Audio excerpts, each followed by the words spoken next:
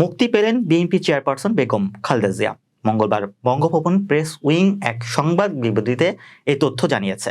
বিজ্ঞপ্তিতে বলা হয়েছে, রাষ্ট্রপতি মোহাম্মদ শাহাবুদ্দিনের সঙ্গে আগের দিন তিন বাহিনীর প্রধান, বিভিন্ন রাজনৈতিক দলের নেতা, সুশীল সমাজের প্রতিনিধি ও বৈষম্য বিরোধী ছাত্র আন্দোলনের নেতাদের বৈঠক হয়।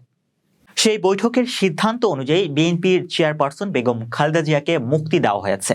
এছাড়া 1 জুলাই থেকে 5 আগস্ট পর্যন্ত বৈষম্য বিরোধী আন্দোলন ও বিভিন্ন মামলায় আটকদের মুক্তি দেওয়া শুরু হয়েছে। ইতিমধ্যে অনেকে মুক্তি পেয়েছেন।